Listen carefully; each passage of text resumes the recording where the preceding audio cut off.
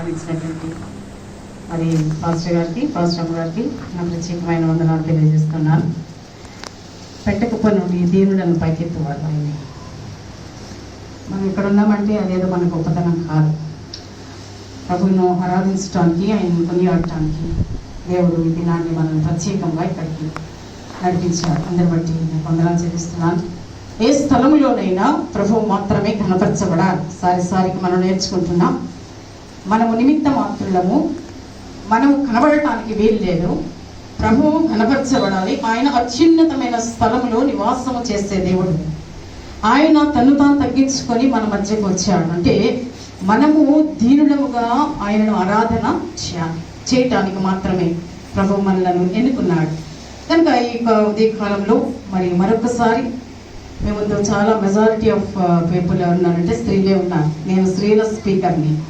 స్త్రీల మధ్య పరిచర్య చేస్తాను ఆయా స్థలాల్లో. మరి ఈ దినాన్ని కూడా చాలామంది స్త్రీలు నా ముందు ఉన్నారు.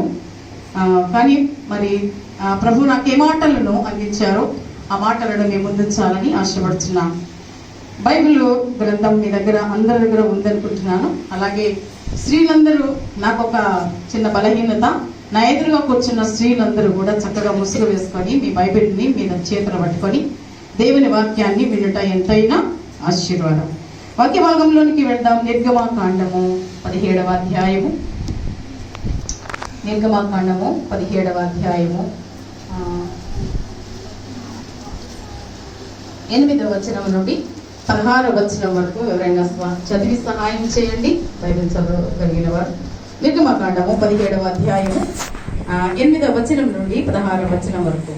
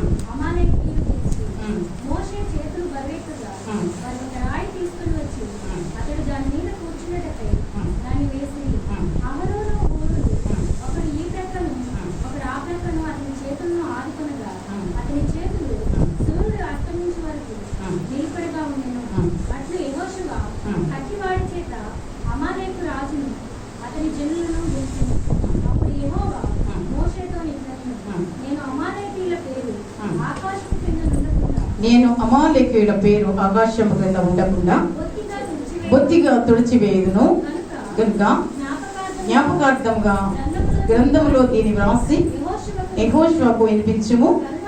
తర్వాత మోషే ఒక బలిపీఠమును కట్టి దానికి యెహోవా నిస్సి అని పేరు పెట్టి అమాలేకీయులు తమ చేయి యెహోవా సింహాసనమునకు విరోధముగా ఎత్తిరి కనుక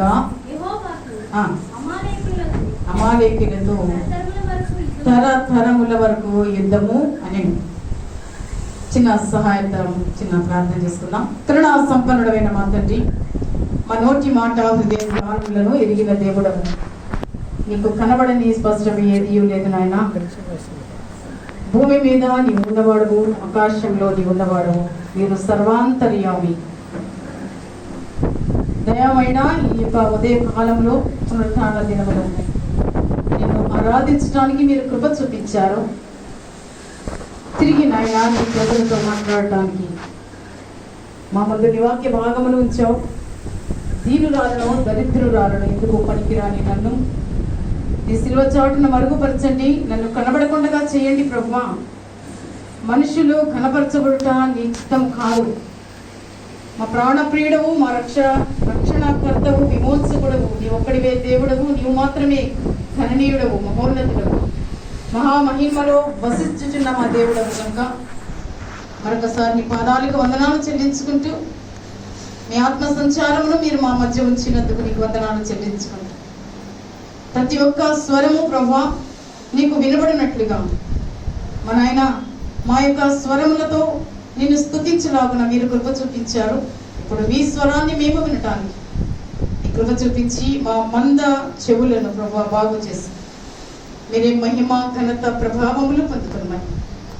ప్రాణప్రియుడైన యేసుక్రీస్తు వారి అతి శ్రేష్టమైన నామంలో మిగిలి వినయముతో అడిగి వేడుకొచ్చున్నాము తండ్రి. ఆమేన్. ప్రియులారా, ఈ ఉదయ కాలంలో మీకు ఒక వాక్య భాగం మనం చదవాం. ఇది నిర్గమాకాండము 17వ అధ్యాయము 8 నుండి 16 వచ్చిన భాగాలు. ఈ వచ్చిన భాగాల్లో ఒక తెగ కనిపిస్తుంది, ఒక జాతి కనిపిస్తుంది. వీరు ఎలాంటి వారంటే దేవునికి విరోధమైన కార్యములు చేసేవారు. వీరి సంతానము శాపగ్రస్తమైన సంతానము. ఒక హెడ్డింగ్ పెట్టుకోండి, మీరు ఎవరైనా దీని కొరకు రాసుకుంటే. అమాలేకు ఎవరు? ఈ అమాలేకు ఎవరి? అమాలేకు. అసలు అమాలేకు అనేవాడు ఎవరు? ఎందుకు అమాలేకు కొరకు ఈ యొక్క అధ్యాయంలో అంటే ఇశ్రాయేలుడు ఐగుప్తులో నుండి వెలుపలికి వచ్చిన వెంటనే అమాలేకు కొరకు రాయటానికి దేవుడు ఇష్టపడ్డాడు. ఎందుకో తెలుసా? అమాలేకు మనం చచ్చే వరకు మనతోనే ఉంటాడు. ఎప్పటి నుంచండి? భూమికి పునాదులు వేయబడక మునిపే ఆయన ఎదెను తోటలో పాపము ఎప్పుడైతే బయలువెళ్ళిందో ఆనాటి నుండి మన మరణ పర్యంతము అమాలేకు మన వెంబడే ఉంటాడు. మనల్ని విడిచిపెట్టేవాడు కాదు. వాడిని జయించటానికి ఇశ్రాయేలుడు చాలా కష్టపడ్డాడు. ఒక మాట చూద్దాం. అసలు ఎవరు ఈ అమాలేకు అనే పదాన్ని అనేటువంటి మాటను మీకు ఇంకొక దగ్గర కూడా చూపిస్తాను నేను. ఒకసారి ఆదికాండము 36వ అధ్యాయానికి రండి. ఒక చిన్న ఇంట్రొడక్షన్ ఇచ్చి మీకు ముందుకు వెళ్ళాలని ఆశపడుతున్నాను. 36వ అధ్యాయం ఆదికాండము 36వ అధ్యాయం. మనకు స్టాండ్ ఏమైనా ఉంటే బాగుండేది. సరే, 11వ వచనం చూడండి. 36:11 వచనం. ఎలీఫజు కుమారులు తేమాను, ఓమారు, సెఫో, గాతాము, హనజు, తిమ్నా. ఏషావు కుమారుడైన ఎలీఫజుకు ఉపపత్ని. ఆమె ఎలీఫజుకు అమాలేకులు కనిను. చాలమ్మా. ఇప్పుడు చూడండి, అసలు అమాలేకు ఎవరు అనే క్వశ్చన్ అడిగాను కదా. అమాలేకు ఎవరు? యాషావు సంతానములో నుండి వచ్చినటువంటి వాడు. యాషావు ఆయనకు ఉన్నటువంటి ఉపపత్ని, ఆమె పేరు తిమ్నా. తిమ్నా అనే ఉపపత్ని. ఆమె ఒక కుమారుని కన్నది. ఎవరికి? ఎలీఫజుకు. ఎలీఫజు ఎవరు? యాషావు కుమారుడు.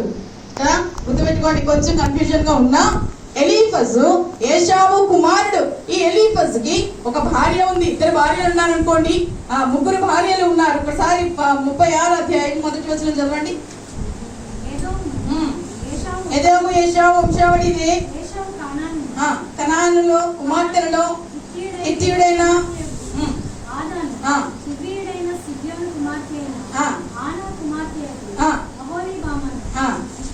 ఇష్మాయేలు కుమార్తెకు సహోదరి బాషేమతును వివాహము చేసుకొనెను. అంటే ఎంతమంది భార్యలు ఉన్నారు? ఆ దినాన్ని యాషావుకు 3 భార్యలు ఉన్నారు. వీరంతా అన్య జాతికి సంబంధించినటువంటి క్రీస్తు పిల్లలు కాదు, ఇశ్రాయేలులు కాదు, పిలువబడిన వారు కాదు, ఏర్పాటులో ఉన్నవారు కాదు. పిల్లలు అయితే ఈ యొక్క స్త్రీలు కాక ఎలీఫజుకి ఇంకెవరున్నారట? ఒక ఉపపత్ని ఉన్నదట. ఆ ఉపపత్ని పేరు ఏమన్నావు? తిమ్నా అనేటువంటిది. ఈ స్త్రీకి ఒక కుమారుడు కలిగాడు. ఆయన పేరేంటి? ఆయన పేరు అమాలేకు. ఏం పేరండి? ఆయన పేరు అమాలేకు. అమాలేకు అంటే శరీర సంబంధి, శరీర ఇచ్చలను తీర్చుకునే వ్యక్తి, శరీర కోరికలను తీర్చుకునే వ్యక్తి. శరీరము ఎంత చెడ్డదో ఈ యొక్క అమాలేకు ద్వారా మనకు అర్థమవుతూ ఉంటుంది. శరీరము మనలను పాప కోపంలోనికి ఎలాగో లాగి మనలను పతన దశలోనికి తీసుకొని వెళ్తుందో పిల్లారా, ఈ యొక్క అమాలేకు పాఠం ద్వారా చాలా క్లుప్తంగా మేము ముందుంచాలని ఆశపడుతున్నాను. ఇప్పుడు రండి, ఈ యొక్క నిర్గమాకాండంలోనికి రండి. నిర్గమాకాండం 17వ అధ్యాయం 8వ వచనంలోనికి రండి. తరువాత అమాలేకీయులు వచ్చి రెఫీదీములో ఇశ్రాయేలుతో యుద్ధము చేయగా, మనకు అదంతా వద్దు కానీ పైన 15వ వచనం చదవండి. తరువాత మోషే ఒక బలిపీఠమును కట్టి దానికి యెహోవా నిస్సి అని పేరు పెట్టి అమాలేకీయులు తమ చెయ్యి యెహోవా సింహాసనమునకు విరోధముగా ఎత్తిరి. చాలండి. చూసారా, ఎప్పుడైతే ఐగుప్తులో నుండి ఇశ్రాయేలులు బయటికి వచ్చారో వారి మొట్టమొదటి శత్రువు ఎవరంటే అమాలేకు. నీవు రక్షింపబడ్డావా? నీవు విశ్వాసివా? నీవు ప్రభు కొరకు జీవిస్తున్నావా? అయితే నీకు ఒక శోధన ఉంటుంది. అమాలేకు నీ ప్రక్కనే ఉంటాడు. పైకి విశ్వాసమే, పైకి భక్తి పరిరాలవే, పైకి ప్రార్థనా పరిరాలవే, పైకి బోధకురాలవే, మంచిదే. కానీ నీలో ఏముంటుందట? అమాలేకు ఒక మూలం దాకుంటాడట. తగిన కాలంలో వాడు బయటకు వస్తాడు. వాడు నీ పైన దాడి చేస్తాడు. నేను విశ్వాస జీవితంలో పతన దశకి తీసుకొని పెడుతూ ఉంటాడు. మా జాగ్రత్త సుమా. ఒకవేళ అమాలేకుతో నీవు సహవాసం చేస్తున్నామేమో, అమాలేకు నీతో ఉన్నాడు. ఎందుకంటే ఇశ్రాయేలులు ఐగుప్తులో నుండి వచ్చిన తర్వాత మొట్టమొదటిగా వారితో యుద్ధం చేసింది ఎవరు? అమాలేకీయులు. అమలారా, ఈ యొక్క అమాలేకు జాతికి మూల పురుషుడు యాషావు. యాషావు 2 పోగొట్టుకున్నాడు. మొట్టమొదటిది జ్యేష్ఠత్వాన్ని పోగొట్టుకున్నాడు. దేనికోసం? చక్కగా ఎర్రగా ఉన్న చిక్కుడుకాయల కూర కొరకు చూసి, ఇది ఏంటిది? శరీరాశ కదా. శరీరము పాపము చేయటానికి యాషావు మొదటి నుండి ప్రేరేపింపబడిన వాడై దేవుని మాటలను విడిచిపెట్టి ఆయన సంకల్పాన్ని మర్చిపోయి ఇస్సాకు కడుపులో నుంచి వచ్చిన వారే వీరిరువురు. కానీ ఒక కుమారుడు ఆశీర్వాదమునకు, మరి ఒక కుమారుడు శాపమునకు దారి తీస్తారు. ప్రియ సోదరి, ఒకవేళ నీ కుటుంబంలో ఇలాంటి రకాలు ఉన్నాయేమో, నీ సంఘంలో ఇలాంటి రకాలు ఉన్నాయేమో, లేక నీ విశ్వాస జీవితంలో ఇలాంటి రకాలు ఉన్నాయేమో, మనలను మనమే పరిశీలన చేసుకో. అందుకే ఈ పాత్ర దినదినము ఏం చేయబడాలి? కడగబడాలి. అనబడుకునే డేక్షన్ని రోజు కడతామా? ఎప్పుడన్నా వారానికి ఒకసారి కడతామా? మీరు ఎవరన్నా వారానికి ఒకసారి కడిగే కాళ్ళు ఉన్నారా? నేరుగా ప్రతి నిత్యము ఉదయం మధ్యాహ్న రాత్రి కాలంలో కడుగుతూనే ఉంటాం. ఎందుకు? అది శుభ్రంగా ఉండాలి. మరి నీ జీవితము నీ జీవితము నీ యొక్క హృదయము, నా యొక్క హృదయము కడగబడాలి. లేకుంటే అమాలేకు వస్తాడు, వాడు నీతో సహవాసము చేస్తాడు, వాడు నిన్ను పాతాళమునకు దిగజార్చు వరకు నాశనము చేస్తాడు. వాడి స్థానము మన స్థానంలోనికి వస్తాడు. జాగ్రత్త సుమా. అదే కొంచెం ముందుకు వెళ్దాం. సమయం చాలా తక్కువ ఉంటది, కానీ పర్వాలేదు. ప్రభు నడిపింపు కొరకు ప్రార్థన చేద్దాం. మరి ఆదికాండము చదివాము. అదే ఒకసారి సమూయేలు మొదటి గ్రంథము 15వ అధ్యాయం 18వ వచనం చూడండి. యెహోవా నిన్ను సాగనంపి ఎవరట? పాపాత్ములైన. ఫస్ట్ టైటిల్ ఏమిటది? అమాలేకీయులకు ఏం టైటిల్ ఉంది? పాపాత్ములైన అమాలేకీయులు అన్నాడు. ఇంకా అందులో లేనిది ఏముంది? ఆ టైటిల్లో లేనటువంటిది ఏముంది? సమస్తమును అందులో ఉంది. అందులో వాడు ఎటువంటి వాడట? పాపాత్ములు. అంటే మనం ఎవరమండి? పాపముల చేత అపరాధముల చేత చచ్చినటువంటి వారు, మనకి బ్రతకటానికి ఏ యోగ్యత లేనటువంటి వారు. అయితే యేసుక్రీస్తు ప్రభు నిన్ను నన్ను ప్రేమిస్తున్నాడు. అమ్మా, పాపములో చచ్చిపోయావా? నిత్య నరకానికి పాత్రురాలుగా ఉన్నావా? అయితే అమాలేకులకు లేని రక్షణ ఈ దినాన్ని నీకు నాకు అనుగ్రహించబడినది. అమాలేకులు రక్షింపబడలేదు, కానీ ఈ దినాన్ని క్రీస్తు ప్రభు నీకు నాకు మధ్యన ఆయన సిలువలో వేలాడుచున్నాడు. ఆకాశంలకు భూమికి మధ్యన, భూమికి ఆకాశంలకు మధ్యన ఆ సిలువలో ఆయన ముద్దగా వేలాడబడుచున్నాడు. ఆ అపుణ్యమూర్తి కార్చిన రక్తము చేత ఆయన పవిత్రుడు, నిర్దోషి, నిష్కల్మషుడు, పాపులలో చేరక ప్రత్యేకంగా ఉన్నటువంటి వాడు, అమాలేకు అంటని వాడు అన్నాడు. ఎందుకో తెలుసా? ఆయన పాపుల కొరకు తన ప్రాణాన్ని పెట్టాడు. పాపాన్ని ద్వేషించాడు, పాపిని ప్రేమించాడు. చెప్పండి, పాపిని ప్రేమించాడా లేదా? చెప్పండి. ఒకప్పుడు నేను పాపిని, ఒకప్పుడు మనమందరము పాపులము, క్రీస్తు రక్తము చేత కడగబడినటువంటి వారము. ఈ దినాన్ని ఆయన పిల్లలము. ఇప్పుడు ఎవరమ్మా? ఆయన పిల్లలము, ఆయన సొత్తుము, ఆయన సంపాద్యము.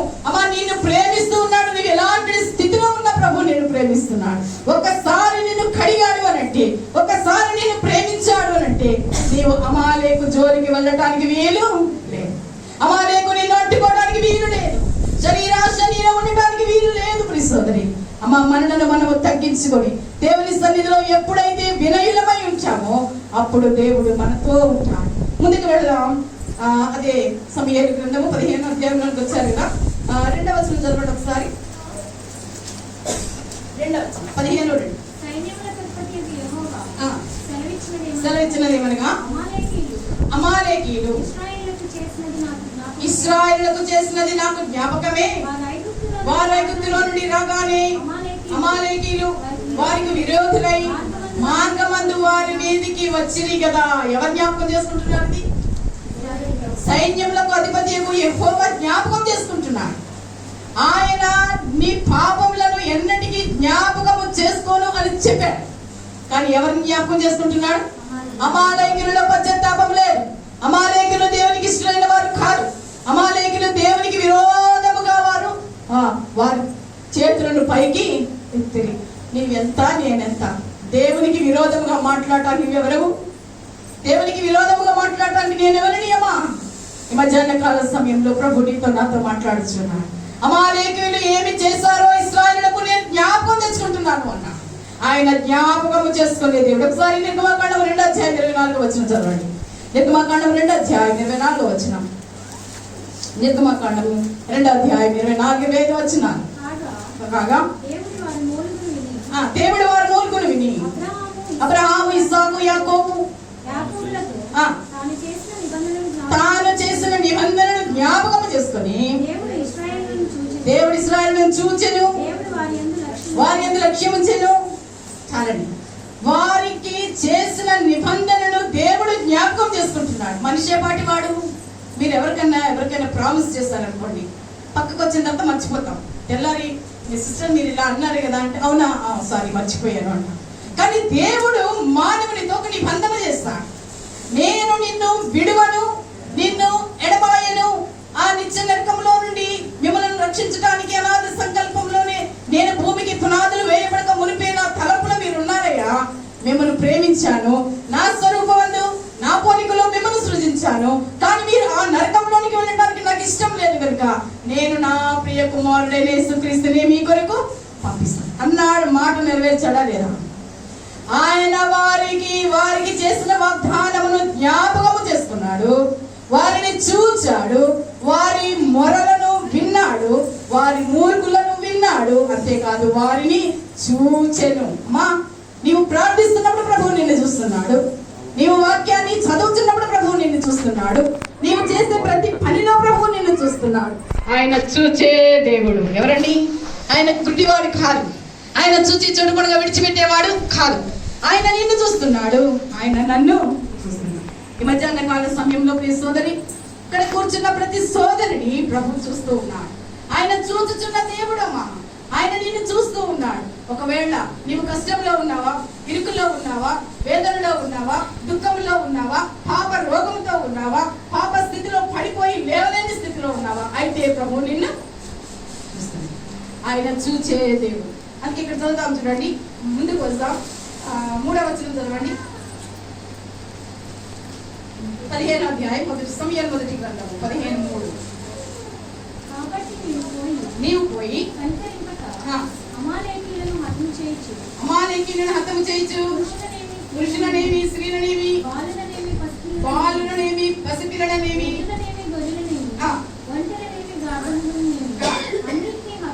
అన్నిటినీ హతము చేసి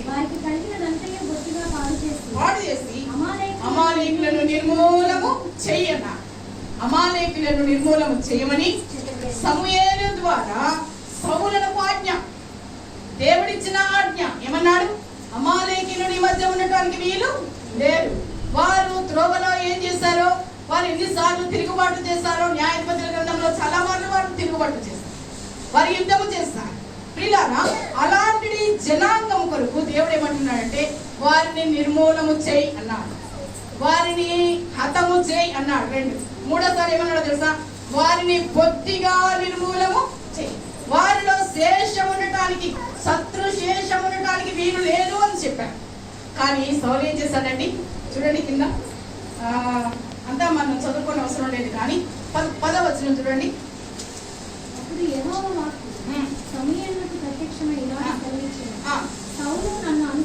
సౌలు నన్ను అనుసరింపక వెనుక తీసి నా ఆజ్ఞలను గైకొనకపోయాను కనుక అతనిని రాజుగా నిర్ణయించినందుకు నేను పశ్చాత్తాపపడుచున్నాను. అందుకు సమూయేలుకు కోపావేశుడై అన్నాడు. సరే, ఇక్కడ అంశం ఏంటంటే, ఇక్కడ సందర్భం ఏంటంటే, అమాలేకీయులను దేవుడైన యెహోవా చెప్పాడు నీవు నిర్మూలము చేయి అన్నాడు. ఎందుకు? అమాలేకు అంటే అర్థం ఏంటి? అమాలేకు ఏ సంబంధి? అమాలేకు శరీర సంబంధి.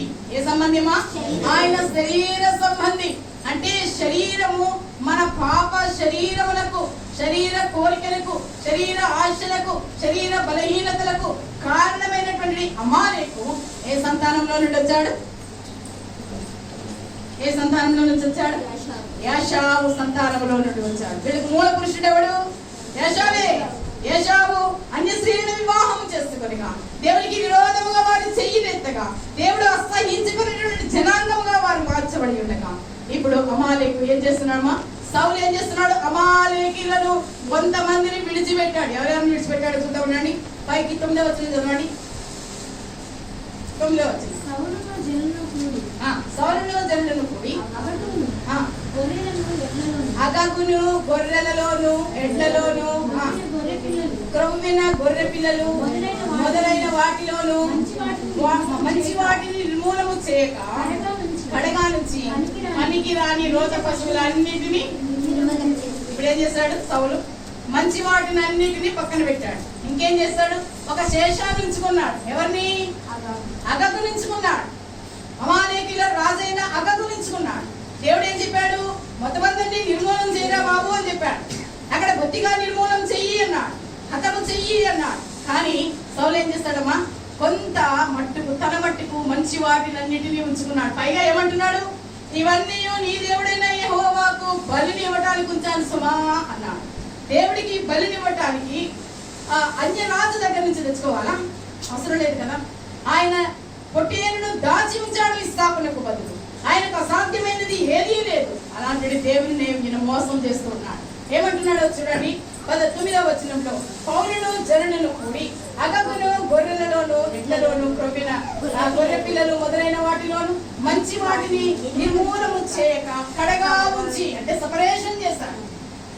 దేవునికి విరోధమైనటువంటి వాటిని నిలవబెట్టుకోవడానికి ఇష్టపడ్డాడు, ఉంచుకోవడానికి ఇష్టపడ్డాడు, వాటిని దాచుకోవడానికి ఇష్టపడ్డాడు. పైగా అబద్ధం ఏం చెప్తున్నాడంటే నీకు బలి ఇవ్వటానికి అన్నాడు. మా దేవునికి బలి ఇవ్వటానికి శ్రేష్టమైనవి ఇవ్వాలి. పాప భూషితమైనవి కావు, పాపములో మగ్గిపోయినవి కావు, దొంగతనము చేయబడినవి కావు, దోచబడినవి కావు, అపవిత్రమైనవి కావు. ఆయనకి కావాలి ఏమిటంటే పవిత్రమైన వాటిని ప్రభువులకు అర్పించాలి. దేవునికి మన మనసును సంపూర్ణముగా అర్పించాలి. ఎప్పుడంటే అమాలేకు మన హృదయములో లేనప్పుడు. ఈ యొక్క అమాలేకు కొరకు మరొక మాటను కూడా మీ ముందు ఉంచాలని ఇష్టపడుతున్నాను. ఇది అంత పెద్దది నేను చెప్పను. కానీ సౌలు దగ్గరకు సమూయేలు వచ్చాడు. అయ్యా, అక్కడ గొర్రెల యొక్క అరుపులు, పశువుల యొక్క రంకెలు, ఎద్దుల యొక్క రంకెలు వినబడుతున్నాయి. అవి ఎక్కడ అని అంటే అబద్ధం చెప్పాడు. సరే, దాని కొరకు ప్రభు 18వ వచనం చదవండి. మరియు యెహోవా నిన్ను సాగనంపి నీవు పోయి పాపాత్ములైన అమాలేకులను నిర్మూలము చేయము. ఎప్పటి వరకు? ఎప్పటి వరకు? చదవండి మీ బైబిల్ ఏముందో. వారు లయమగు వరకు అన్నాడు. వారు నిర్మూలమగు వరకు, వారు బొత్తిగా నిర్మూలమగు వరకు నువ్వేం చేయాలి? యుద్ధం చెయ్యి అన్నాడు. మధ్యలోనే ఆపేసుడే కానీ యుద్ధం కనుక వారికి ఒక శాపం వచ్చింది. చూడండి 19వ వచనం చదవమ్మా.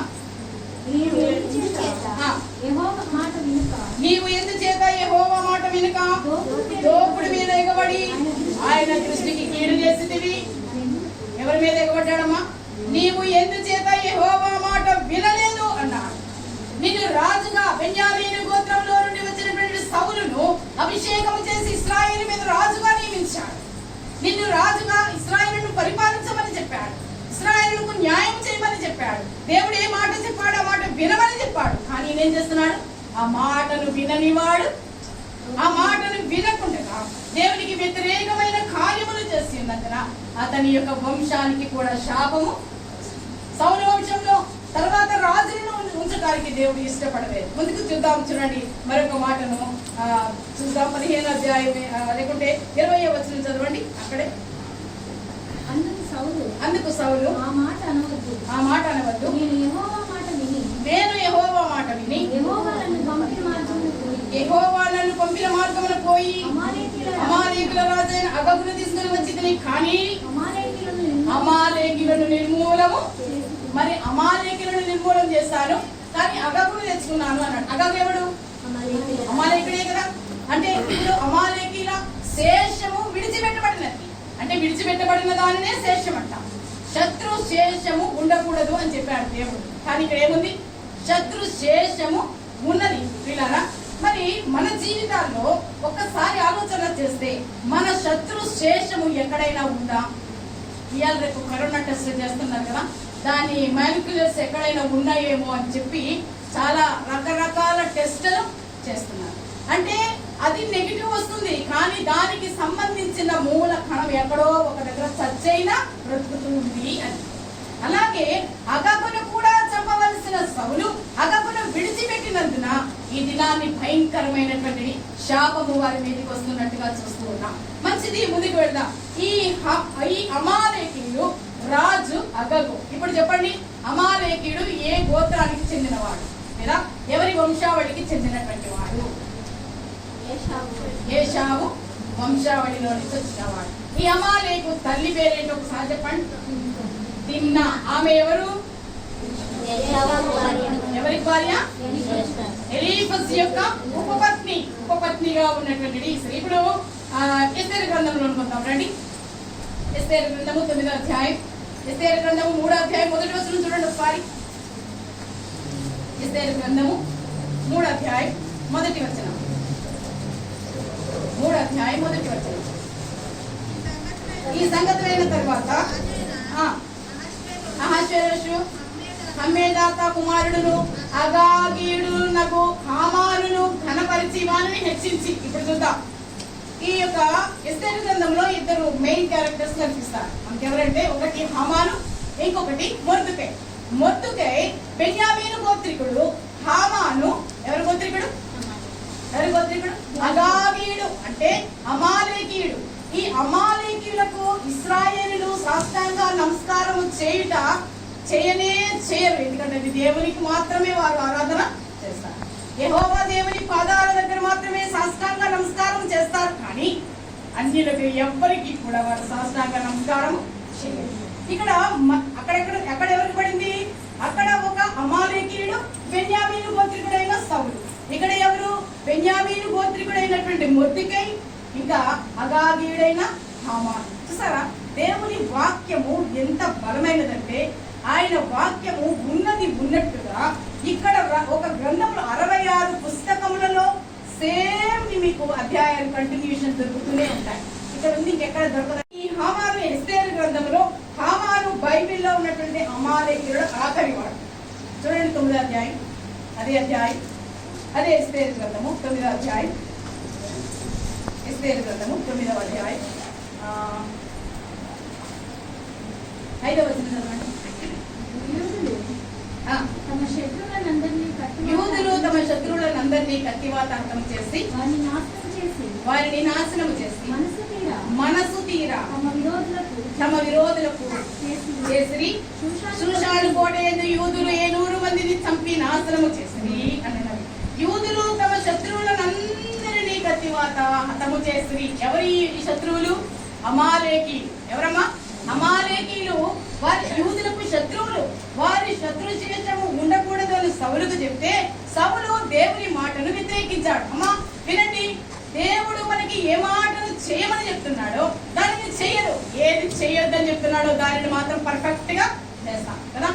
దేవుడైన యెహోవా ఆదామును హవ్వను ఏదెనులో పెట్టి ఇది తినొద్దు అన్నాడు. ఆజ్ఞను అతిక్రమించడము మానవ. ఇప్పుడు వారు ఏది తినొద్దని చెప్పారో అదే తిని లోకంలోనికి ఏం తీసుకొచ్చారు?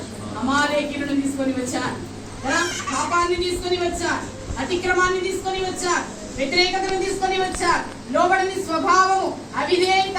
ఈ సోదరి ఈ మధ్యాహ్న కాల సమయంలో ఒకవేళ నివాస స్థితిలో ఉంటే, ఒకవేళ దేవుని మాటను వ్యతిరేకిస్తూ ఉంటే, ఆయన మాటను వినని స్థితిలో ఉంటే దేవుడు నీతో నాతో మాట్లాడుచున్నాడు.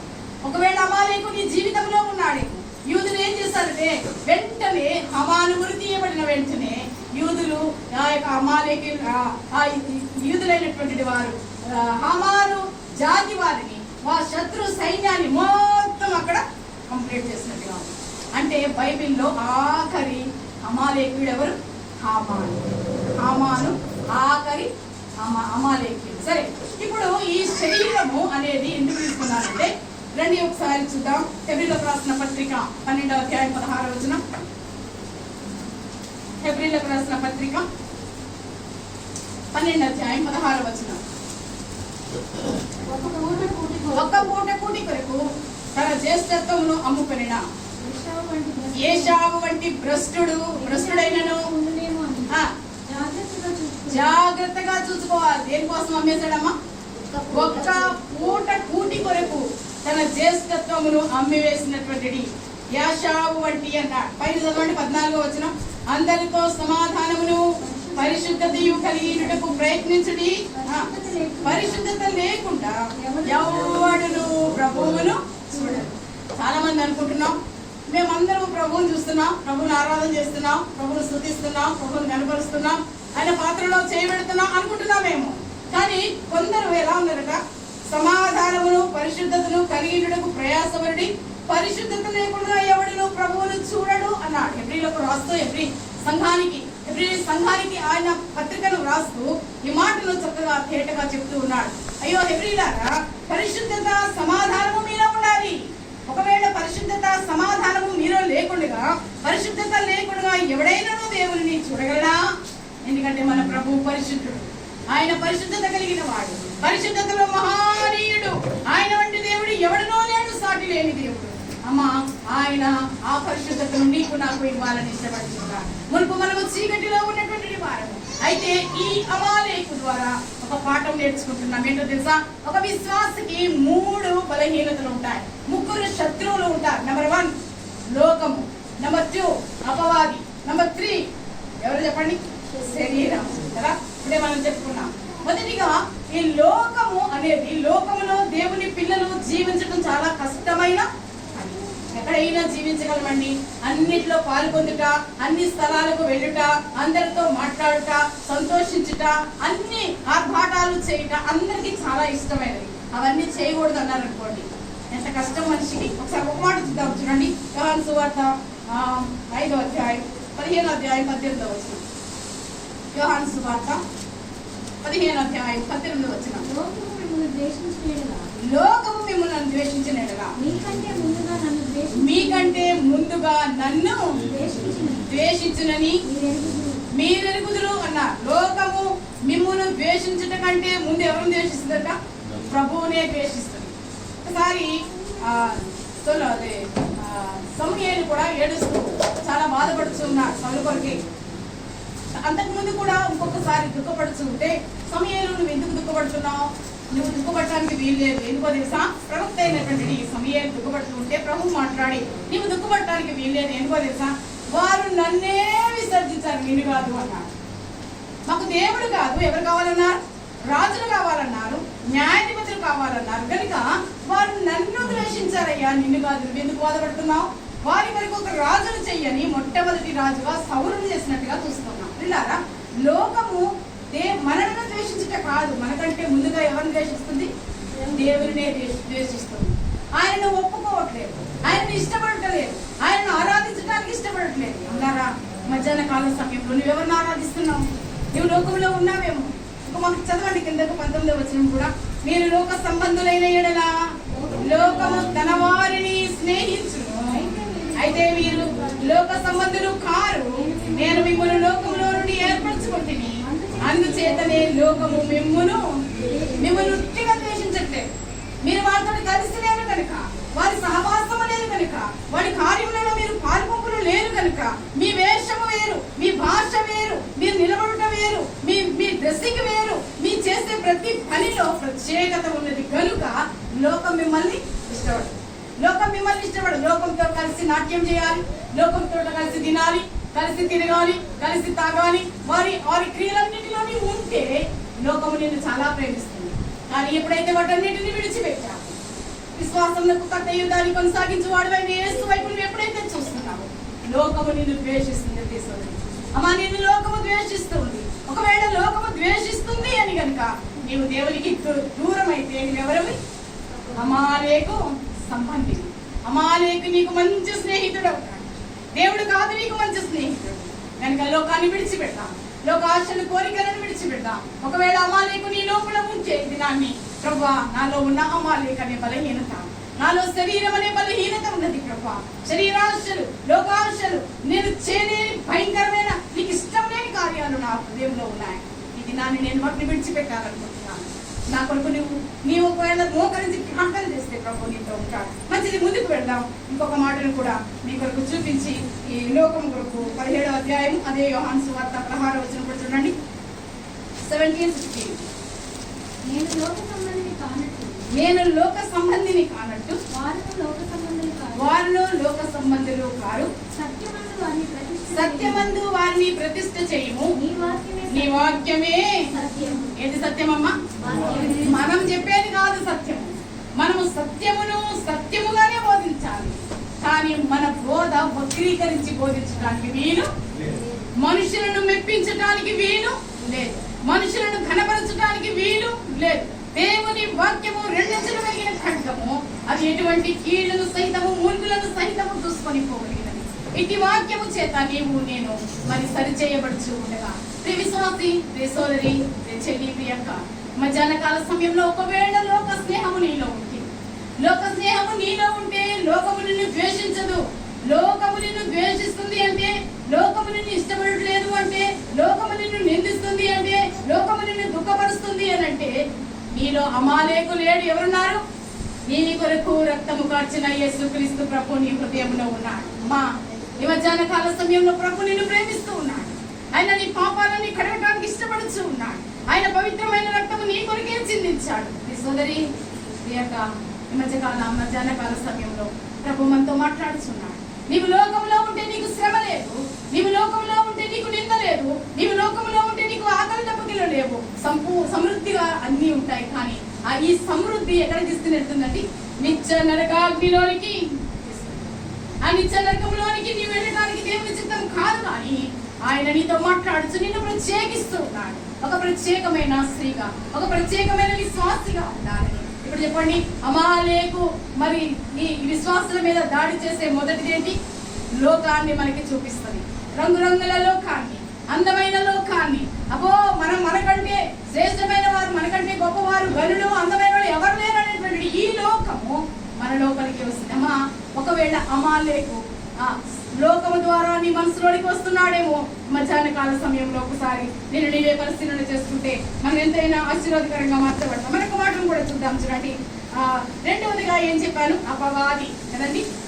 మొదటిగా లోకము, శరీరమునకు సంబంధి అయిన యాషావు సంతానంలో నుండి వచ్చిన అమాలేకు అంటే శరీర సంబంధి నిన్ను నన్ను లోకంలోనికి ఈడ్చి మరుల కొనుక్కునేదాయి. లోకంలో పడవేసి ఎక్కడ తొక్కుతుందంటే పాతాళం వరకు తొక్కి వేస్తుంది. కానీ పైకి ఎలా ఉంటాం? క్రైస్తవులం, పైకెవరం? విశ్వాసులం, పైకెవరం? బోధకులం, పైకెవరం? ప్రార్థనా పరులం, చాలా చక్కగా ఉపవాసం చేస్తాం, అన్ని విషయంలో మంచివాడమే. కానీ మనలో ఎవరుంటున్నారు? లోకము. అమాలేకు ఉంటున్నాడు. అమాలే హృదయంలో ఒకవేళ అమాలేకు ఉన్నాడేమో చూసుకోయింది. నాని ప్రత్యేకంగా ముందుకు వెళ్దాం. రెండవదిగా ఎవరుంటారు? అపవాది ఏం చేస్తుందమ్మా? మొదటి అధ్యాయంలోనే, ఆది కాండంలోనే, నేను అదంతా చూపించను కానీ ఒకసారి కొరింథీయులకు రాసిన 2వ పత్రిక 11వ అధ్యాయం 3వ వచనం చూడండి. కొరింథీయులకు రాసిన 2వ పత్రిక 11వ అధ్యాయం 3వ వచనం. సర్పము తన కుయుక్తి చేత మీ మనసులను చెరిపి, సర్పము తన కుయుక్తి చేత హవ్వను మోసపరిచినట్లు మీ మనసులను చెరుపబడి క్రీస్తు యేడలనున్న సరళత నుండి పవిత్రత నుండి ఎట్లయినను తొలగిపోవునేమో అని భయపడుచున్నాడు. ఎవరు? పౌలనయ్య భయపడుచున్నాడు. చూడండి, ఇక్కడ ఒక మాట రాస్తూ, సర్పము తన కుయుక్తి చేత హవ్వను మోసపరిచినట్లు మన మనస్సులను కూడా చెరిపేస్తూ ఉన్నది కదా. మనస్సులలో కల్మషం, మనస్సులలో కుళ్ళు, మనస్సులు దేవునికి విరోధముగా, అపవాదికి చేరువుగా. అపవాది సంతోషిస్తున్నా, నా బిడ్డ ఎంత మందిరానికి వెళ్తాడు, వస్తాడు, ప్రార్థన చేస్తాడు, వస్తాడు, అన్ని బాగానే ఉన్నాయి. చూసినావా నా కుళ్ళు ఎంత ఉందో, నా అసూయ ఎంత ఉందో, నా ద్వేషం ఎంత ఉందో, నా పగ ఎంత ఉందో, నేనే జయం పొందినటువంటి వాడు. కానీ అపవాది ఛాలెంజ్ చేస్తున్నా. ఒకవేళ అపవాది మనలో ఉంది, ఒకవేళ ఆది కాండంలో ఉన్నటువంటి ఆదాము హవ్వలను మోసపరిచినటువంటి సర్పము ఈ దినాన్ని అపవాదిగా నిన్ను నన్ను మోసం చేస్తుందేమో, ఏ మోసంలో పడిపోతున్నావేమో, నీకు తెలియకుండానే జారిపోతున్నావేమో. అందుకే దావీదు ప్రార్థన చేస్తూ అంటాడు, జారి పడకుండా నా పాదములను. మన పాదములు ఎలాంటివి? జారిపోయే పాదం, అప్పటికప్పుడే మారిపోయే స్వభావం కలిగినటువంటి వారు, స్థిరత్వము లేనటువంటి వారు. ఇలాంటి నిన్ను నన్ను ఈ మధ్యాహ్న కాల సమయంలో ప్రభు ప్రేమిస్తూ ఉన్నాడు. మా అమాలేకుని దూరపరుస్తూ ఉన్నాడు. అమాలేకుని దగ్గరికి రావడానికి ఇష్టపడట్లేదు. అమాలేకు ద్వారా ఇశ్రాయేలుకు ఎంత శ్రమ అనుభవించారో ఈ నేటి క్రైస్తవ విశ్వాసుల పైన దాడి చేస్తే ఈ 3 గుణాలు. ఇంకా మనం ముందుకు వెళ్దాం. కానీ ఇంకొక మాట చెప్తున్నాను చూడండి. 3వది అది ఎవరో తెలుసా? నేను చెప్పాను 3వది శరీరం అని చెప్పాను. నెంబర్ 1 లోకము, 2 అపవాది, 3 శరీరం. ఈ రెండింటినీ జయించవచ్చు. లోకాన్ని జయించవచ్చు ఎట్లా పట్ల కష్టపడి కదా. రెండవది అపవాదిని కూడా జయించవచ్చు. మేము సరే పేతురు మొదటి పేతురు పత్రిక చూడండి. పేతురు రాసిన మొదటి పత్రిక 5వ అధ్యాయం 8వ వచనం చూడండి. నిబరమైన బుద్ధి గలవారై మెలకువగా ఉండి మీ విరోధి అయిన అపవాది గర్జించే సింహం వలె ఎవరిని మృంగుదునా అని తిరుగుతున్నాడు. ఇది గర్జించే సింహం పని. ఇంకొకటి తిమోతిలకు రాసిన మొదటి పత్రిక 4వ అధ్యాయం 1వ వచనం కూడా చూడండి. తిమోతిలకు రాసిన మొదటి పత్రిక 4:1. మొదటి పత్రిక 4:1. అయితే కడవరి దినములలో కొందరు అబద్ధికుల వేషధారణ వలన మోసపరచు ఆత్మలేందులు దయ్యముల బోధేందులు లక్ష్యముంచి విశ్వాస భ్రష్టులగుదురని ఎవరు చెప్తున్నారండి? ఆత్మ తేటగా చెప్తున్నాడు. ఏమని? మీరు కడవరి దినాల్లో, ఇప్పుడు మనం ఎక్కడున్నాం చెప్పండి? కడవరి దినాల్లో ఉన్నాం. భయంకరమైన దినాల్లో ఉన్నాం. ఆయన రాకడ దినాల్లో ఉంటున్నాం. ఆయన ఏమి సంభవిస్తుందో అని చెప్పుచున్న ఈ దినాల్లో అనుభవిస్తూ ఉన్నాం. అయినా భయం లేదు మనకి. భయం లేదండి. ఆయన ఏమి చెప్పినా ఆయన అలాగే చెప్తాడే. ఆయన వస్తా అన్నాడు కదా, వచ్చే వరకు చూసుకుందాంలే అనుకునేవాడు ఉన్నారు. కానీ మన మనస్సును మార్చుకొని ప్రభువా నీ సన్నిధిలో నన్ను నేను నలుగుకుంటుకుంటాను, నన్ను నేను తగ్గించుకుంటాను ఆయన అని మన మనస్సులను మార్చుకునే స్థితిలో మనము. కానీ ఎవరం మనం? విశ్వాసులం. ఎవరం మనం? కడగబడిన వాడు కదా. సరే మంచిది. ఇక్కడ అంటున్నాడు కడవరి దినములలో కొందరు అబద్ధికుల వేషధారణ వలన మోసపరచు ఆత్మల యందును. ఏంటండి అవి? 1 మోసపరచు ఆత్మ, 2 దయ్యముల బోధ. ఈ రెండింటితో చాలా ప్రమాదంగా ఉందండి. ప్రమాదంగా మందిరాలలో గలిబిలి. ఏది సత్యమో తెలియదు, ఏది అసత్యమో తెలియదు. అపవాదితో సహవాసం చేస్తూ దేవుని ఆశీర్వాదం రాలేదంటున్నా. అపవాదిని ఎదిరించట్లేదు. అపవాది మరి పక్కనే ఉంటాడు, కానీ దేవునితో సహవాసం చేస్తున్నాం. కార్యాలు ఎలా జరుగుతాయి? కార్యాలు జరగాలంటే అపవాదిని ఎదిరించాలి. అపవాది కార్యములను ఎదిరించాలి. లోకంలో వ్యతిరేకంగా, లోకంలో ప్రత్యేకంగా ఉండాలి. లోకంలో ప్రత్యేకింపబడిన వారుగా, ఆయన చేత కొనబడిన వారుగా, ఆయన సొత్తుగా, ఆయన సంపాద్యముగా నీవు నేను ఉంటే ఆయన నమ్మదగిన దేవుడు. ఆయన మనల్ని విడిచిపెట్టేవాడు కనుక ఈ దినాల్లో ఏమున్నదట? ఇక్కడే ఉన్నాడు చూడండి. అబద్ధికుల వేషధారణ 1, 2 మోసపరచు ఆత్మలు, 3వది దయ్యముల బోధ అన్నాడు కదా. దయ్యముల బోధతో చాలా ప్రమాదం ఉంది. దయ్యములు కూడా చెప్పాడు కదా, సర్వోన్నతుడు అయిన దేవుడు అయిన నీవు మాకుతో మీకు ఏంటి పని అన్నాడు. అంటే దయ్యాలకు బోధేదిగా, కానీ దయ్యాలు నిత్య నరకంలోనికి తీసుకొని వెళ్తాయి. క్రీస్తు రక్తము మన పాపములను కడిగి మనల్ని ఎక్కడ తీసుకొని వెళ్తుందండి? అత్యున్నతమైన స్థలంలో నివాసము చేయడానికి మన పరమ తండ్రి పరలోక రాజ్యంలోనికి మనలను తీసుకొని వెళ్తాం. అది వ్యత్యాసం. అందుకే అంటున్నాడు విశ్వాస భ్రష్టులు ఎక్కడైపోతారో అని. అయ్యో మొన్నటి వరకు ప్రార్థనా పర్వాలే, కానీ ఈ మధ్యన మందిరానికి వస్తాలే. మొన్నటి వరకు వాక్యాన్ని ధ్యానం చేస్తేనే ఈ మధ్య బైబిల్ కూడా పట్టుకోవట్లేదు. ఇప్పుడు విశ్వాస భ్రష్టులం అయిపోతున్నాం. అపవాది వేయి వలలో పడిపోతున్నాం. మనలను అపవాది తన వలలోనికి, తన ఉచ్చులోనికి రావచ్చు ఉన్నది. కనుక మనము అక్కడ మాత్రమే చూడాలి. మన చూపు ఎక్కడ ఉండాలని? అమాలేకు వైపు కాదు, శరీరం వైపు కాదు. ఒక రకంగా చెప్తే లోకాన్ని జయించవచ్చు అని ఇప్పుడే చెప్పాను కదా. లోకాన్ని జయించవచ్చు, సాతానుని జయించవచ్చు, కానీ దేని జయించలే? శరీరాన్ని మాత్రం మనం జయించలేం. ఎంత కష్టమైన పనో అది. చక్క నిగనిగలాడుతూ కనిపిస్తున్న బిర్యానీని చూసి తినకుండా ఎంతమంది ఉంటారు చెప్పండి? ఇక్కడ ఎవరైనా ఉంటారా? ఇక్కడ శరీరం ఏమంటుంది? అది కావాలంటుంది. కానీ ప్రభు ఏం చెప్తున్నాడు? ఒకవేళ అది నిన్ను నీ యొక్క అనారోగ్య స్థితిలోనికి దిగజార్చుతుంది, లేకపోతే నన్ను ముట్టుకోకు అంటే ఖచ్చితంగా దాని దగ్గరికి వెళ్ళి కొంచెం మా దగ్గర ఒక ఆంటీ ఉంది ఇందిరా అంటే, ఆమెకి ఫుల్ షుగర్. ఆమె మేము ఎప్పుడు ఫంక్షన్స్లోకి వెళ్ళినా నాకు కనబడకుండా మెల్లగా ఇంత స్వీట్ తీసుకొని ఆంటీ అని అంటే కొంచెమే జాయ్ అని, కొంచెం ఎక్కడ తీసుకుని వెళ్తుంది? కొంచెమే, ఒక ఆజ్ఞ అతిక్రమమే ఏమైందండి లోకంలో పాపాన్ని. అమలారా, మధ్యాహ్న కాల సమయంలో ఒకవేళ ప్రభు చిత్తమైతే మరొకసారి శరీరంలో గురించి, శరీరాశల కోరికల గురించి మరొకసారి ప్రభు సన్నిధిలో మీ ముందు ఉండటానికి ప్రభు చిత్తమైతే అలాంటి సమయం ప్రభు మనకు ఇస్తారు. ఇప్పుడు ఒకసారి పాఠాన్ని రిపీట్ చేస్తాను. నేను చాలా అక్కడక్కడ అవుట్లైన్ మాత్రమే మీ ముందు ఉంచాను. ఇప్పుడు చెప్పండి, అమాలేకు ఎవరి కుమారుడో చెప్పండి. ఎవరి కుమారుడు? ఎలీఫజు ఎవరి కుమారుడు? ఏశావు సంతతిలో ఎలీఫజు యొక్క ఆదా కుమారుడైతే కాదు, కానీ ఎవరి కుమారుడు? తిమ్నా కుమారుడు. తిమ్నా ఎవరు? ఆమె ఆయనకు ఉపపత్నిగా ఉంది. అమాలేకు దేవునికి ఎప్పుడు ఎదురుగా, అంటే అమాలేకీలు యెహోవా సన్నిధికి వారి చెయ్యి వ్యతిరేకముగా. నీ చెయ్యి ఎక్కడ ఉంది?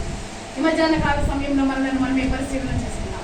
అమాలేకీలు ఇశ్రాయేలుకు జీవిత కాల ఆగంత శత్రువులుగా మిగిలిపోయారు. దేవుడు చెప్పాడు, ఈ అమాలేకీలను ఇక్కడి నుంచి నాశనం చెయ్యి, నిర్మూలన చెయ్యి, బుద్ధిగా నిర్మూలన చెయ్యి అన్నాడు. కానీ సౌలు ఆ యొక్క శత్రు శేషాన్ని మిగిల్చాడు. అమ్మా, మధ్యాహ్న కాల సమయంలో మీ జీవితాల్లో శత్రు శేషం ఏమైనా ఉందా? విడిచిపెట్టవలసినవి ఇంకా విడిచిపెట్టకుండా, ప్రభువునికి ఇష్టం లేనివి ఇంకా కొనసాగిస్తూ, ఒకవేళ దేవుని సన్నిధిలో నిన్ను నీవే ఆయనకు కనబరుచుకోవడానికి సిగ్గుపడి ప్రభావికుడు దాగి ఉన్నానని ఆదాము చెప్పినట్టుగా ఒకవేళ నీవేమైనా చెప్తున్నావా? నిన్ను ప్రేమించే ఆ ప్రియ ప్రభు గవిని వెలుపల ఆయన శ్రమనున్నాడు. హెబ్రీయులకు రాసిన పత్రిక 12వ అధ్యాయం 13వ వచనం ఒకసారి చూడండి. 13వ అధ్యాయం హెబ్రీయులకు రాసిన పత్రిక 13వ అధ్యాయం 11వ వచనం చదవండి, లేదా 12వ వచనం చదవండి. కావున యేసు కూడా తన స్వరక్తము చేత ప్రజలను పరిశుద్ధపరచుటకై గవిని వెలుపల శ్రమ పొందెను. కాబట్టి మనం ఆయన నిందను భరించుచు శిబిరము వెలుపలికి ఆయన యొద్దకు వెళ్ళాలి. అమ్మా, మనం ఇంకా లోపల కూర్చోడానికి వీళ్ళే. మనం ఎలాంటి వారు? పాపముల చేత అపరాధములతో చచ్చిపోయినటువంటి వారు. ఇంకా ఆ పాపంలోనే కూర్చోవడానికి వీల్లేదు. ప్రభు, ప్రియ ప్రభు, నీ కొరకు నా కొరకు ఆయన గవిని వెలుపల రక్తాన్ని కార్చాడు. ఆయన గవిని వెలుపల శ్రమ పొందాడు. ఆయన ఆ యెరూషలేము వీధులలో ఈడ్చబడ్డాడు నీ కొరకే, నీ పాపాన్ని తీసివేయడానికి, నిన్ను తన బిడ్డగా చేసుకోవటానికి, నిన్ను తన సొత్తుగా చేసుకోవటానికి, రాజులైన యాజక సమూహంలో నిన్ను నిలబెట్టడానికి. మునుపు చీకటిలో ఉన్న వారము, మునుపు అయిన ప్రజలము కానే కాదు మనము. అయినా ప్రభు నిన్ను నన్ను ప్రేమించాడు. ఆయన నిన్ను ప్రేమించడానికి, నన్ను ప్రేమించడానికి ఏ హేతువు లేకుండానే ప్రభు మనల్ని ప్రేమించాడు. ఇంతగా ప్రేమించిన యేసయ్యకు నీవేమిస్తున్నావు ప్రియ సోదరి? మధ్యాహ్న కాల సమయంలో ఇంకా నీ హృదయాన్ని ప్రభులకు ఇవ్వకుండా కాబట్టి ఇదే మీకు అనుకూలమైన సమయం, ఇదే రక్షణ దినం. ఇంత గొప్ప రక్షణను నిర్లక్ష్యం చేస్తే నీవు ఎలాగూ అమ్మా, ఇంకా అప్పటి వరకు దినాల్లో ఉన్నాం. చూస్తున్న వారు మాయమైపోతూ ఉన్నారు. ఇంతలో కనబడి అంతలో మాయమైపోవటం అంటే బైబిల్ చదువుతున్నాం, కానీ ప్రాక్టికల్ గా మనం ఇప్పుడు వారి మరణ సమయం తెలియదు, మనకి వారి పరిస్థితి తెలియదు, వారి సమాధి తెలియదు. భయంకరమైన చెడ్డ దినాల్లో, కడవరి దినాల్లో మనం ఉన్నాం. అయితే ఇదే మిక్కిలి అనుకూలమైన సమయం, ఇదే రక్షణ దినము. ప్రభు మరలా నిన్ను పిలుస్తున్నాడు. అమ్మా, నీలో ఇంకెక్కడైనా అమాలేకు దాగి ఉన్నాడేమో, అమాలేకు స్వభావం ఎక్కడైనా దాగి ఉన్నదేమో, నీలో లోకమున్నదేమో, నీలో అపవాది కార్యములు ఉన్నాయేమో, నీలో శరీర కార్యములు ఉన్నాయేమో. ఇదే మిక్కిలి అనుకూలమైన సమయం, ఇదే రక్షణ దినము. ప్రభువునకు మనల్ని మనమే సమర్పించుకున్నాం. ఆయన సన్నిధిలో, ప్రభువా, నేను నాలో అమాలేకు ఎక్కడైనా దాగి ఉంటే తీసివేయ, నాకు జయమును అనుగ్రహించు. ఈ ముగ్గురు విశ్వాసులకు, ఒక విశ్వాసికి 3 శత్రువులు, జీవితకాల శత్రువులు. జీవితకాలము మన విశ్వాసమును కడముట్టించేంత వరకు కూడా 3 శత్రువులు మన వెంటనే ఉన్నాయి. ఏంటది? నెంబర్ 1 లోకము, నెంబర్ 2 అపవాది, నెంబర్ 3 శరీరం కొరకు నేను ఎక్కువగా మీకు చెప్పలేకపోయినది, మన సమయం అయింది కనుక ప్రభు చిత్తం అయితే మరి ఎప్పుడైనా మనం ఆ మాటని ధ్యానం చేద్దాం. మీరు కూడా ఇంటికి వెళ్ళిన తర్వాత ధ్యానం చేయడం. నాలో అపవాది కార్యములు ఉన్నాయా? కడిగిన ప్రభు, నాలో శరీర కార్యములు ఉంటే దూరపడుచున్న ఆయన. Galatia 5:19 చెప్పిన శరీర కార్యములన్నీ 17 కార్యములలో ఏదైనా నీలో ఉంటే, ఈ మధ్యాహ్న కాల సమయంలో మనల్ని మనమే పరిశీలన చేసుకున్నాం. ప్రభు మనకు సహాయకుడుగా, మన రక్షకుడుగా ఉంటాడు. ఇంకా ఎవరైనా రక్షణ తీర్మానం చేసుకోకుండా ఉన్న వారు ఎవరైనా ఉంటే ఈ దినం మిక్కిన అనుకూలమైన సమయం. యేసుక్రీస్తు ప్రభువును సొంత రక్షకుడిగా అంగీకరించండి. ఆయన మీ దేవుడు, ఆయన నా దేవుడు. ఆయన లోకమును ఎంతో ప్రేమించినట్టు, ఆయన ప్రేమకు హద్దులు లేదు. ఆయన లోకమును ప్రేమించాడు, ఆయన నిన్ను ప్రేమించాడు. నీవు నరకంలోనికి వెళ్ళటం ఆయనకి ఎంత మాత్రము కూడా ఇష్టం లేదు. కనుక ప్రియ ప్రభు, నీ కొరకు కలవరశిలలో వేలాడుచు, తండ్రి వీరేమి చేయించున్నారో వీరెరుగరు కనుక వీరిని క్షమించమని చెప్పిన ప్రియ ప్రభు, అమ్మా ఆయన 2 చేతులు చాపి నేను రమ్మని పిలుస్తున్నాడు. ఎవరైనా నీ కొరకు ప్రాణం పెట్టి ఉంటే ఆయన ఇంతవరకు మనం ఈ పాఠాన్ని మనం చదివేవారం కాదు, కానీ యేసుక్రీస్తు మాత్రమే నీ కొరకు నా కొరకు తన ప్రాణాన్ని పెట్టాడు. ఆయన పుణ్య రక్తము చేత నీ పాపములు నా పాపములు అన్నిటినీ కడిగి వేశాడు. ఆయన మనలను తన సొత్తుగా సంపాద్యం వర్తిస్తున్నాడు. మునుపు మనము పాపులము అన్నాడు, మీరు పాపముల చేత అపరాధముల చేత చచ్చిన వారు అన్నాడు. కానీ పేతురు మొదటి పత్రిక 2వ అధ్యాయం 9వ వచనంలో అన్నాడు, మీరు యాజకులు అన్నారు, మీరు రాజులు అన్నారు, మీరు ఏర్పాటులో ఉన్నవారు అన్నారు. ఇంత శ్రేష్టమైన నామమును ప్రభు మనకు పెట్టాడు. ఇంకా ఆ నామము పెట్టబడిన వారు ఎవరైనా ఇక్కడ ఉంటే ఈ దినమే ప్రభా నాలో అమాలికులు తీసివేయి, పాపాన్ని తీసివేయి. నేను కూడా జన్మతః కర్మతః పాపిని, నా పాపములను క్షమించాలి ప్రభువుని అడిగితే ఆయన మీ పాపములు క్షమిస్తాడు.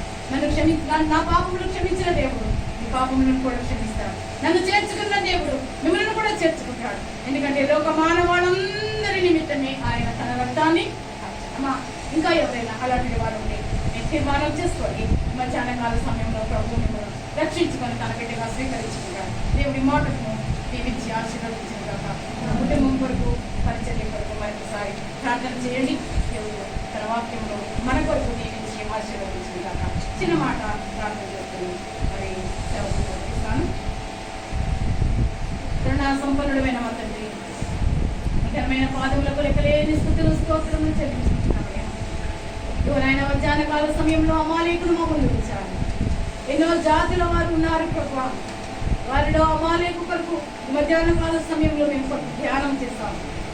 ఒకవేళ నాలో మాలో అమాలేకు ఎక్కడైనా దాగి ఉంటే యేసయ్యా మీరు కనికరించండి, కృపతో మమ్మల్ని జ్ఞాపకం చేసుకోండి. నీవు కృపాసత్య సంపూర్ణుడుగా మా వద్ద నివాసం చేస్తావు. కరుణా సంపన్నుడు, మా ఆశ్చర్యకమైన కృపతో మమ్మల్ని ప్రేమించిన దేవుడని, మాకు సాటి లేని దేవుడు, పరిశుద్ధతలో మహానీయుడవు తండ్రి.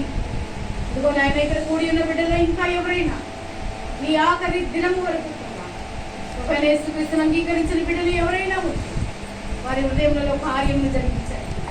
మీరు మాట్లాడండి మా నాయన. మనిషి మాట్లాడితే మనసులో మార్చబడవు తండ్రి. పాపికి రక్షణ రాదు నాయన. మీ యొక్క మాటలు బిడ్డల హృదయాల్లో కార్యం చేయడానికి సహాయం దయచేయండి ఆయన. ఇంతవరకు మీరు నడిపించినందుకు నీకు ఈ వాక్యములకు నీరు పట్టి ఫలింపచేయండి. అనేక మంది ఆశీర్వదింపబడ్డారు. మీరే మహిమ ఘనత ప్రభావములు పొందుతున్నారు. ప్రాణప్రియుడు, రక్షకుడు, విభుడు, విమోచకుడు యేసుక్రీస్తు వారి అతి శ్రేష్టమైన సహాయం చేయగలిగినాము. మిగిలి వినయంతో అడిగి వేడుకొచ్చున్నాము. అందరాలమ్మా.